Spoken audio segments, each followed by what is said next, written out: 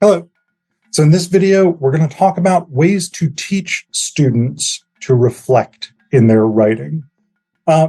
This is a follow-up to a previous video I did about how to, basically what the purpose of reflection in a portfolio is and how, as a creator of a portfolio, as a writer of a portfolio, you can do that. So I'm going to be drawing, again, in part on Nedra Reynolds and Rich Rice's portfolio teaching, and in part on my own experience, as I have throughout this series. But as teachers of portfolio courses, it's incredibly important that we teach our students how to actually do reflection, because that's not necessarily easy and it's not a self-evident skill. So this is something that we have to put some time and effort into, both in terms of planning our courses and in terms of spending time in the classroom teaching this ability, this skill set. So one thing that you want to be thinking about definitely when you're planning a portfolio course is, how do I incorporate elements of reflection? How do I incorporate elements that are going to get students to critically interrogate the work that they are doing? Well, so one thing I would tend to do actually is tie this to the lessons that you're doing in class, particularly if you're teaching about rhetoric, but any skill set that you're teaching. So if you're teaching ethos, pathos, and logos, this helps a lot. If you're teaching thesis statements, this helps a lot. If you're teaching introductory strategies, if you're teaching essay structure, any of these kinds of things, tie these lessons into a reflective component. And there's a couple of ways you can do this, because one of the things that Reynolds and Rice say is, let me find the page here. Reflection need not always direct learners' attention to where they have been. You can also ask them to look ahead, to rehearse for future writing situations or decisions. So there's a couple of ways to take this. One is you can ask students, okay, in a hypothetical future scenario, how might you use this knowledge? And I actually think that's a good thing to do. I tend to do that really at the end of the semester, where I will say, okay, going forward, what can you envision the skills you've learned in this class helping you do? How is this going to help you in your life? But also at the beginning of the semester, I say, what do we want to get out of this class? And that sort of asks them not necessarily to reflect on their writing, but to reflect on their objectives as a learner. And so you can structure these sort of elements. Maybe at the beginning of each project, you say, all right, what skills do you want to work on here? So if you can get students to think about what they want to achieve and sort of move forward, that's a beneficial way of getting them to reflect. And then, of course, you have to sort of, at the end of that project or semester or whatever it is, say, all right, how did you do? Did you meet the things did you meet the goals that you wanted to meet? But you can also take this in another direction, which is, if I teach my students introductory strategies for a particular project, one thing I can do is ask them to reflect on their introductions specifically. I can say, all right, we learned these sets of skills. Take a look carefully and critically at the introduction you wrote to this paper. Which of these skills do you see? And are they working well? And why? And actually, I think that's one of the important things with reflection. I'll say that right now. And why is always going to be a useful addition whenever you're trying to get students to critically interrogate the work that they've done. So I think that's important. Reflection is also important in terms of building revision skills. As Reynolds and Rice say, revision is tied to the reflective process, Cultivating the reflective learning habit then should make students more willing to reread and rethink and to add, delete, or move material around. So again, this is kind of an important element of this because one of the skills we want students to develop in composition courses and rhetoric courses is the idea of improvement, the idea of revising and strengthening the work that they're doing. Whether that means, for a portfolio course, often it'll be structured in some way where students will turn in a draft, get some feedback, and then at the end of the semester, they will get to revise that draft. So that element of how would you revise this? What can be strengthened and in what ways? That's a component of critical reflection here. But you can also think about this again in a forward-looking direction. In this project, what did you do well that you can take into future projects?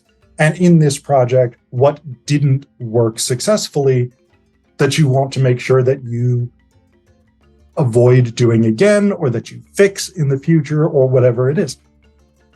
What did you learn from this process of writing this essay that can help you with your next essay? Again, this is an element of critical reflection that's tied to revision. And by constantly or regularly having your students think about the revision process, this is a way you can get them to, having them constantly think about the reflective process, this is a way you can get them to strengthen their revisions. So how do you actually approach teaching your students to do revisions? Again, in terms of the sort of intellectual aspect of it, the one big strategy I would say is to give them specific standards or specific things and ask them how they did with those. Look at your thesis statement. Take your thesis statement, copy paste it out of your document, put it in a blank page as a thesis statement. Does it meet the standards we set in this class, and why? However you choose to teach thesis statements, I would recommend some sort of system, whether that's as basic as like a topic and a comment, the subject that you're talking about and what you're saying about it, or I've got a 6-point system that I inherited from my dissertation advisor and mentor, 6 specific things that a good thesis should do. Does your thesis statement do all 6 of those things? If not, what doesn't it do? And how could you get it to do that? So again, if you can sort of tie this to specific analytical elements, I think that works really well. If you teach an analysis project, particularly a rhetorical analysis or evaluation, remind those students this is a skill set you can use on your own papers. You can critically analyze your own work in the same way you would critically analyze the rhetoric of someone else in order to make your work better. So that's a great thing. But then you can also build in regular activities, more or less structured, where you ask students to do reflection. Some of the things Reynolds and Rich recommend are, you might have a journal, a writing journal that students have to write every week or every class period if you really want to do a lot of it, every week, every couple of weeks, something like that, where they just sort of make notes about their writing process, about what they're learning, about challenges they're having, things like this. And it just regularly gets them to start analyzing what they're doing and what's going on. And then how you choose to grade that is up to you. I would generally just sort of look at it and say, yes, you've done it, full credit. You could conceptually say, I'm going to read these, and if they're not sufficiently reflective, you'll lose points or something like that. But I think that's kind of a hard metric to set, so I probably wouldn't do it that way. But you definitely could if you were so inclined. You can also build in in-class activities where you ask students to, for instance, prep something. Draft me a body paragraph that you might put into this essay. Okay, what choices did you make in this body paragraph? I do a short writing exercise, an exploratory writing, as I call them, where I will have students write 2 outlines for an essay. And the idea is you're coming up with 2 different structures, each of which organizes this material in different ways. And you, as a writer of those outlines, want to be thinking about, why am I organizing the information this way? Why would I structure the essay this way? What are the strengths? What are the benefits? Which of these structures works better? And then cover letters, cover memos, cover sheets, cover essays, any number of variations of the same basic thing. This is often something that people will have students put into portfolios. And there's a lot of different ways you can approach them. One way is just a portfolio cover letter, sort of explaining the overarching logic of the portfolio. Is this a portfolio that shows your growth as a writer? Is it a portfolio that emphasizes your strengths? Is it a portfolio that shows the range of your writing ability? Whatever it is. Basically, tell me the story of your portfolio in this. I call them cover letters. Some people do cover memos, some do cover essays, things like this. You can have cover letters for each piece, each essay, if you let them include like emails or short writings, things like that. Each piece in that portfolio can have its own cover letter, cover memo, whatever it is.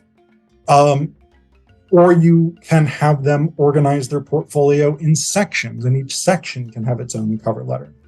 And basically, the idea behind the cover letter is just give me a careful, critical reflection on the work that you have done and what it tells us. So I'm going to share my cover letter assignment here. I'm not teaching a portfolio course here at Penn State. That isn't what we do here. But I still have my students do cover letters for each project. And I've given them 3 specific things that they need to cover.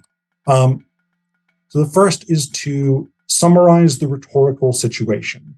They need to reflect on why they're writing, who they're writing for, et cetera, et cetera. What are they trying to achieve? Then they're going to identify 2 rhetorical choices that they made in this paper. Did you use a lot of statistics? Did you use personal narratives? Did you attempt to connect? Did you attempt to connect with the audience through humor? Whatever it is. These can be big things, little things. I don't care, as long as you're identifying 2 specific rhetorical techniques that you used and pointing me to where you used them. Then, lastly, they're going to evaluate the effectiveness of their rhetoric. So in the context of the rhetorical situation, they identified in the first paragraph, how convincing is their paper likely to be? This is, again, the same kind of critical analysis that I asked them to do in the rhetorical evaluation paper. So that's kind of what my focus is with these. And I think, again, by having them identify 2 rhetorical choices, 2 specific things from the paper, I'm having them grounded in actual evidence from the essay. Because one of the problems, of course, with any sort of reflective component is if they're working at a broad abstract level, they can make a lot of claims without necessarily supporting them. So this is an attempt basically to get them to support their claims about the effectiveness of their own writing. So I have my students do that cover letter for every project that we write, every major project that we write. Because I don't spend as much time as I probably should in class on the reflective component, students do often approach this in a very basic way, not necessarily thinking as in depth about their writing as I would ideally like them to. I could definitely build in more reflective components in class, and that would strengthen that skill set. What, again, Reynolds and Rice call a reflective thinking process. What is it?